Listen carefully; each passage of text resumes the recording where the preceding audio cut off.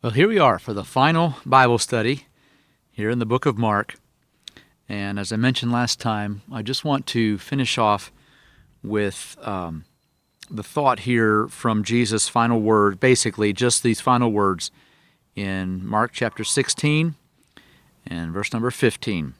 What did he tell us to do? After all the rest that we encounter in the book of Mark and all of Jesus' ministry, and in some ways, you go back to some of our earliest discussions about Mark probably, and you would discover that actually he was probably a young person and just sort of hit the highlights and did it quickly and used the word straightway or, immediately, that kind of idea, numbers of times. And so he's just sort of done a flying look at a lot of what Jesus did or taught, and yet maybe not in quite as much depth as some of the others. But what does it kind of all come down to in the end? Well, Jesus said before he left, "Go ye into all the world and preach the gospel to every creature. He that believeth and is baptized shall be saved, but he that believeth not shall be damned. And these signs shall follow them that believe. In my name shall they cast out devils. They shall speak with new tongues," or that would be languages. "They shall take up serpents, and if they drink any deadly thing, it shall not hurt them. They shall lay hands on the sick, and they shall recover." And then Jesus was received up into heaven, and they went out doing the work of the Lord. And I know some may really, they put such emphasis on some of these things and feel like, well, we still need to be taking up serpents, or we still need to be able to drink poison and it not bother us.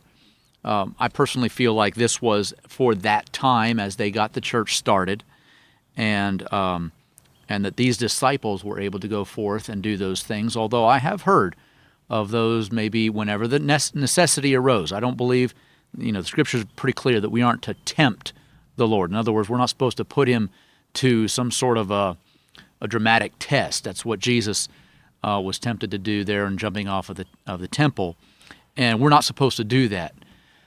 And I believe some probably have taken it too far that way. But when the need arises, maybe it's a missionary or a Christian worker, and God just does a miracle for them, and the snake bite doesn't kill them, or the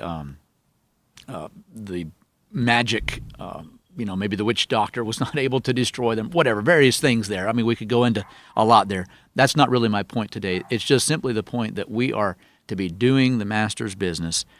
And notice that we are to see souls saved and even baptized. There is the distinction there that it does not say he that is not baptized will be damned, but those that believe not. Baptism is a sign that we have believed. It's a sign of the inward work. It's sort of letting everybody else know what has happened in our own heart. And so we want to just kind of focus on that for a moment. We are to preach the gospel to every creature, and then we are to do all we can to see them truly believe and even be baptized in proclaiming that is their purpose. It's not just for a day or a week or a month. This is for lifetime. And that's what baptism sort of signifies there. And I believe we maybe need a bit of a revival in that. And maybe we get so caught up in, we preach the gospel perhaps, but maybe we don't necessarily focus as much on the long-term aspect of this. This needs to be a commitment from our heart, again, not for a short time, but for a lifetime. And my feeling on it anyway, based on my own experience, I guess, and then also just what we can read and find in the Scripture, I believe that maybe we sometimes have trouble in people remaining a Christian, or would you say staying true to the Lord, because they hadn't settled it for all time when they started. And so when we preach, when we go into all the world and preach the gospel to every creature, we need to be sure that we're preaching the whole gospel and let them know this is for a lifetime. This is not just, some affirmation in church on a Sunday when we're feeling good. This is something we have chosen. We have counted the cost. We will be his disciple. And so as we finish off the book of Mark, let me just urge you to be sure that in your own soul you have it settled forever Not just a short time, not just whenever emotions are high, but that you have it settled you are going with God no matter what the cost may be. That's the way we must end the book of Mark. We have to go forward, preaching the gospel and being true. And so just do that. Thank you for sticking with us through this whole time. I know it's been pretty lengthy, but when it comes right down to it, that's the bottom line.